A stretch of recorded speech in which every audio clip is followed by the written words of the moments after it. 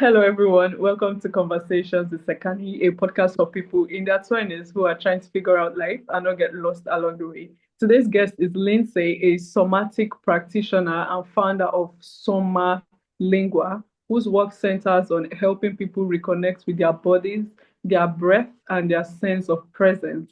Our journey started with our own curiosity as a runner, weightlifter, and system thinker. She began asking a deeper question: what if the body isn't something to push, but something to listen to? That question led her into exploring massage, breath work, movement, and somatic awareness, where she now helps others release tension, reconnect with themselves, and move through life with more fluidity and ease. Lindsay, welcome to Conversations with Sekani. It's a pleasure to have you here. Yeah, thanks so much for having me. All right. So yeah, I want to start from like the beginning of your curiosity, right? So your work started with your own body. So what were Mhm. you noticing that made you start asking deeper questions? Yeah, that is a great question. I think I've just always been an explorer. I've always been curious about so many things. And I mean, running a marathon is one thing that really made me curious. I never would call myself a runner. I was never really a long distance runner. And I thought, you know what? If I'm going to run, I want to do a marathon. I don't want to start with something small. And yes, I can do the slow and steady steps to get me to the marathon. But I was like, can my body really do this? Is this something that's really, yeah, something I could do and find really interesting? And at the end of that marathon, I was so amazed that I could do it. I mean, it required so much commitment, actually, which surprised me. Um, and that's just actually one avenue into my curiosity with the body because I've been always curious about working out and movement and lifting weights. And I was kind of the type that didn't quite know what I wanted to do in life. When I graduated from high school, even college, I'm like, what am I doing with my life? There's so many things that interested me. And yeah, I remember I met with someone who was kind of this, he was a psychologist, a um, and he did this test. I forgot what it's called, some sort of assessment that really measured your abilities and your yeah, what you're just naturally good at. And he said, based on all of these, based on this assessment, you're good at a lot of things, but you're really more of a specialist.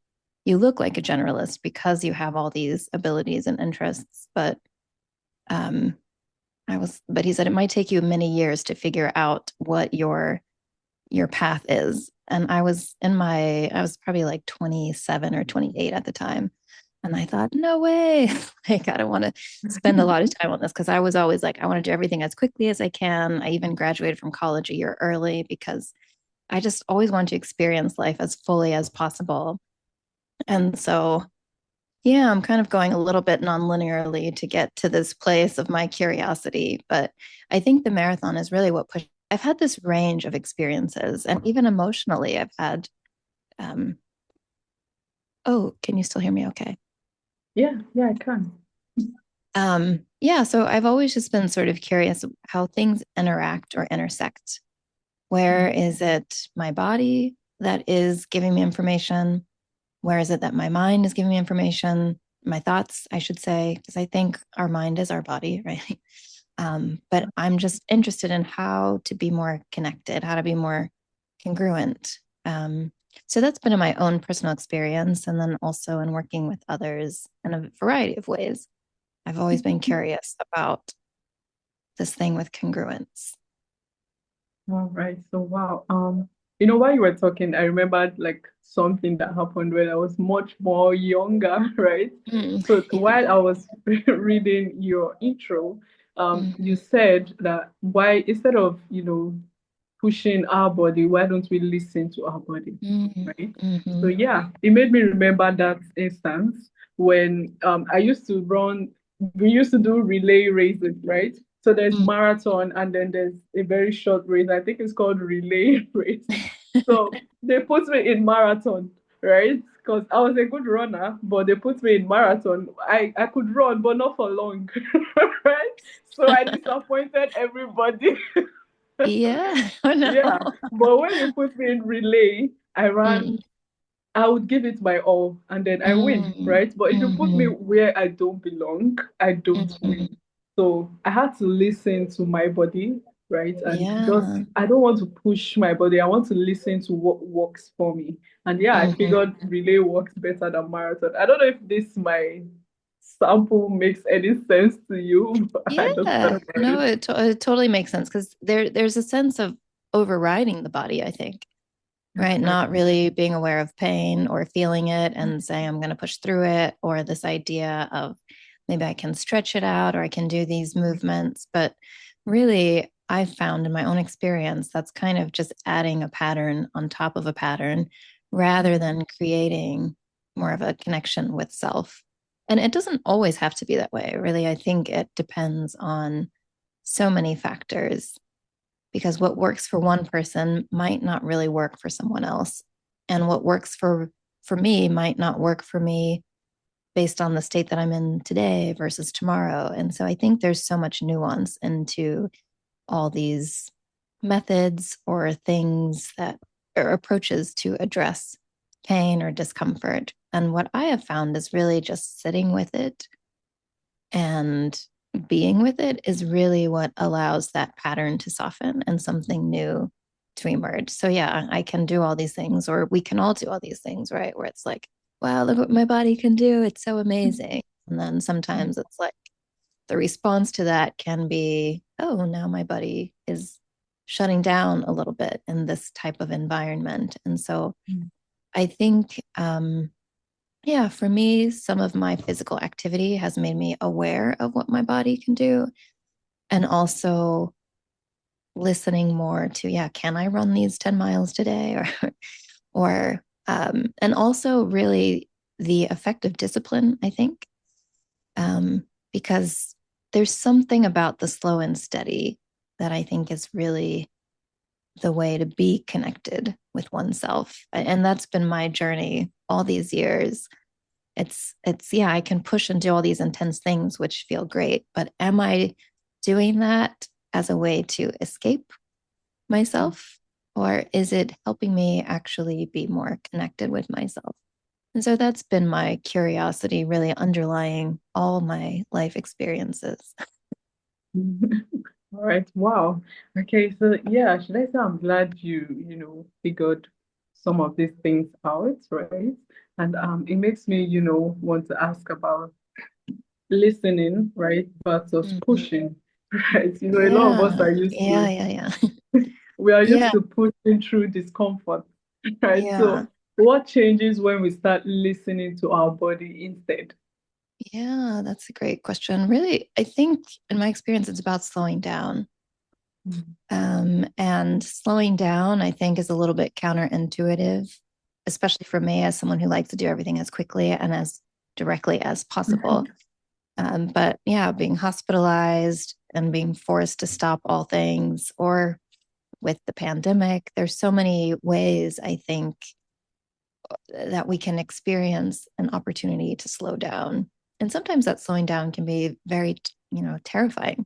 Losing a job, a relationship, something changing unexpectedly, or even if it is expected.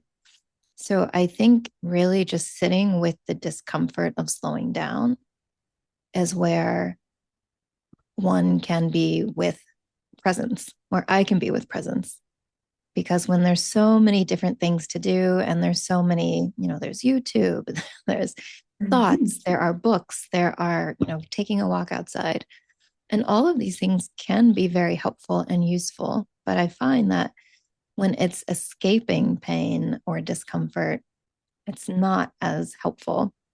I can create all kinds of stories. So I might look like I'm being still and resting and sitting with myself. But if my thoughts are going left and right here and there, then I'm not actually slowing down and being with myself. And so it's really, I find, just to be an observer of the discomfort or of the experience that can really be an opportunity to say, okay, what is actually at the root of this discomfort that I don't want to feel? And maybe there's a story, but I find that the story can be a distraction than the emotion or the feeling that maybe wants to be expressed that has been kind of avoided by all of the pushing and the activity and the stimulation externally. You know, I spoke with a guest, right? I'm sorry I keep on saying all these stories. Yeah, so I spoke with a guest not too long ago, and she talked about productivity and Mm-hmm. trying to use productivity to minimize how you feel, right? Some Mm-hmm. certain feelings you don't want to feel them, so you start being productive in some other aspects because you're trying to avoid Yeah. a particular feeling, right? Mm-hmm. So yeah, I feel like in a way that is what we are also talking about. And Mm-hmm. yeah, it makes me think of how can we, move on from this? What do we do? Because I think of breath work, right? The role of breath work. So how does, breath work, what does it do to integrate, our body, and how does it reveal what's going on inside us, basically? Mm-hmm. Yeah. Yeah. I love how you're bringing it back to something really functional because we can do all sorts of practices, which can be helpful and useful. But I found in my study of breath, so many modalities incorporate breath in some way.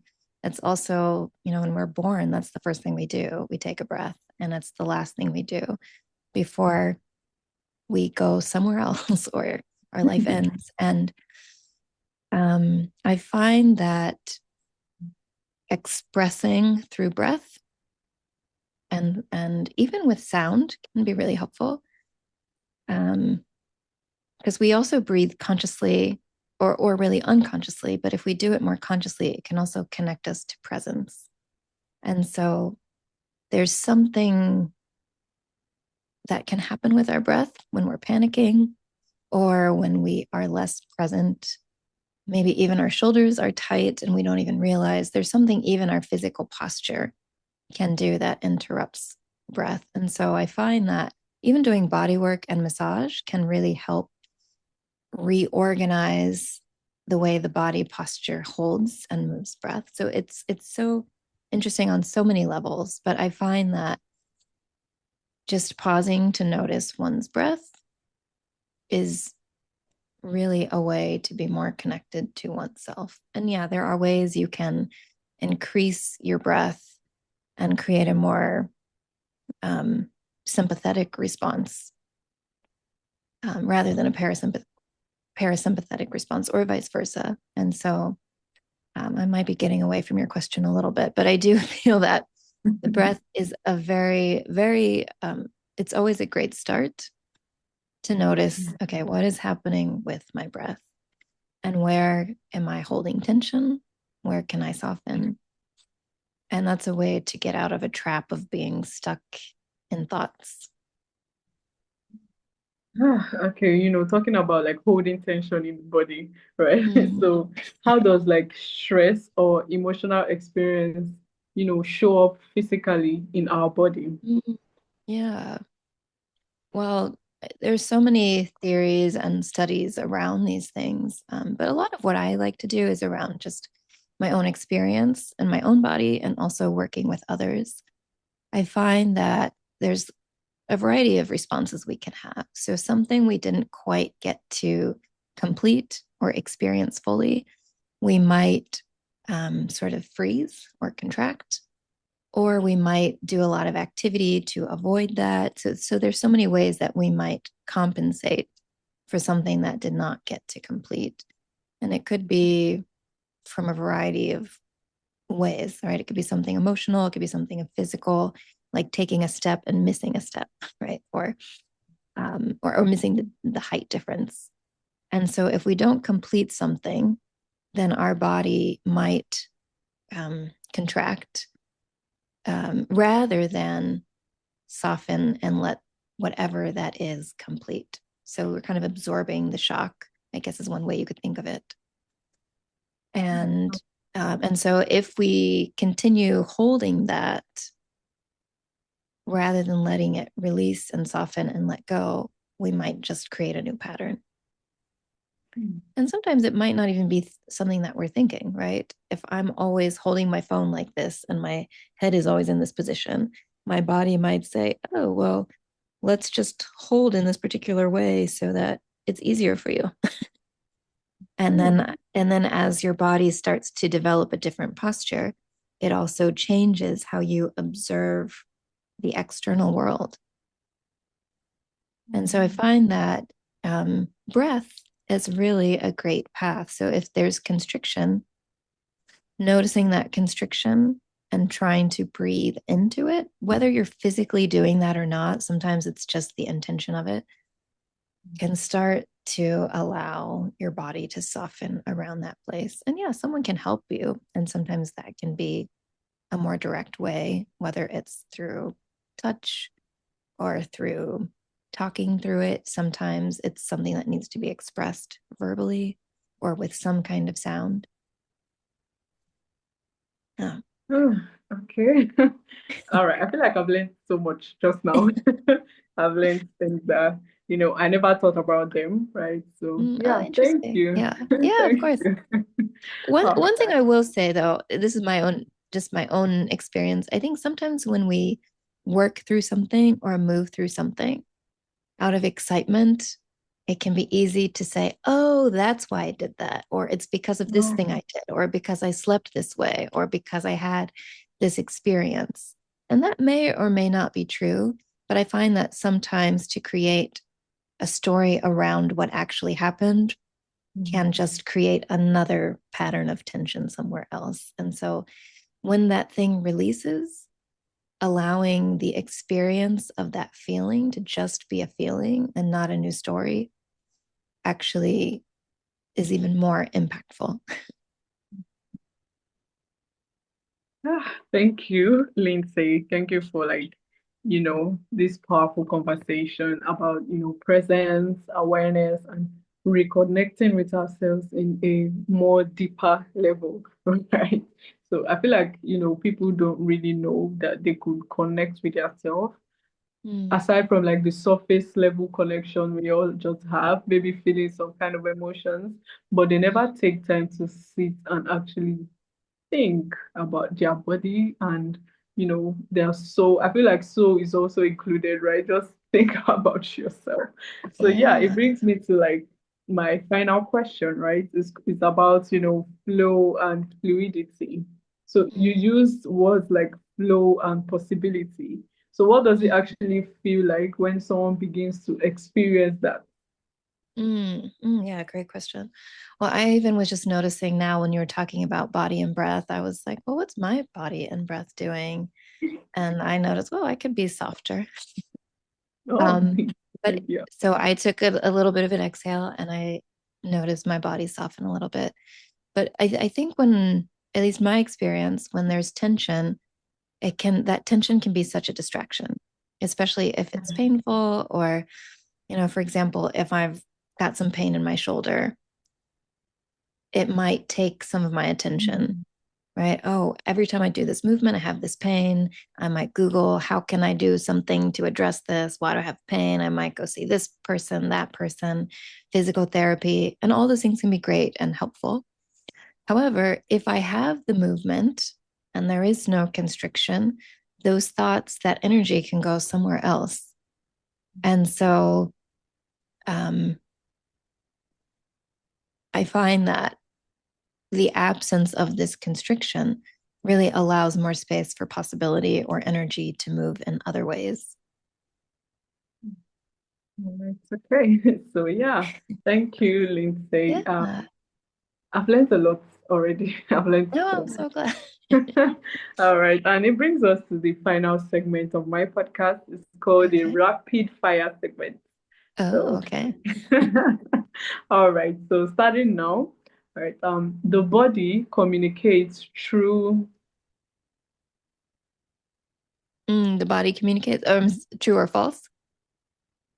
no true complete the sentence, right?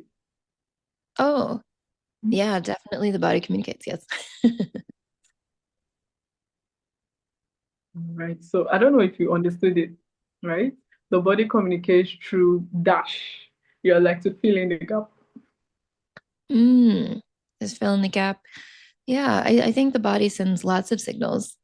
Um, and um, I think what I would say is to follow those signals is the way to be more connected to oneself, right? Right. If I have So the signal of needing to use the bathroom, like, yeah, if I use the bathroom, I'm following that signal rather than interpreting. But yeah, yeah, I think the body communicates a lot. right. So it's the body communicates through signals. Okay. Okay, All right. maybe I'm not understanding the rapid fire correctly. It's fine. It's normal. Guests are always like, "Oh, what am I gonna do?" Right. So Okay. yeah. So presence feels like. Ah, presence feels like noticing sounds, like I can hear the birds outside. I can feel my body resting on the chair. I can feel that my foot is asleep. Okay, I got that one. And And I think okay. presence just really creates more space for possibility because my if I'm so present, I just have more options to choose. But if I'm not present, I'm just like on a one track mind. All right. And yes, finally, right? Flow happens when. Flow happens when presence is available. Okay. All right. Okay, now I see how they are, interconnected, right? Yeah. Presence, flow, signals, they're all interconnected to each other. So yeah, thank you, Lindsay. This has been Yeah. amazing. Oh, Even thank though you. from the beginning I was reading previous. Oh no, it's been so great to connect with you, Joy. I really appreciate it. All right. So yeah, where can listeners get to know more about you and what you do? Yeah, so I do have a website. It is somalingua.com. And yeah, the spelling, maybe it can be Googled, but Somalingua. Soma refers to the body and lingua, language. And so, yeah, I do think that there's a lot of communication that's happening on so many levels through our body, through our energy, through our words. And so that's what I'm really curious about. How can we be more connected to ourselves and congruent? And so, yeah, I do coaching, massage for those in Washington, D.C. who want actual touch. Yeah, and I work on Zoom internationally as well. Oh, I wish I was in Washington right now. I'm in Nigeria. Okay, so thank you, Lindsay. Yeah, This has thank been you so much. amazing. And yes, to my listeners, thanks for tuning in to Conversations with Sekani. If this episode sparked something in you, make sure to share to someone who you think might need this and also subscribe so you don't miss out on your episode. Yeah, thank you, Lindsay. Do have a Thank wonderful you. day. Thank you. You Right. too. All right, Okay, bye. bye bye.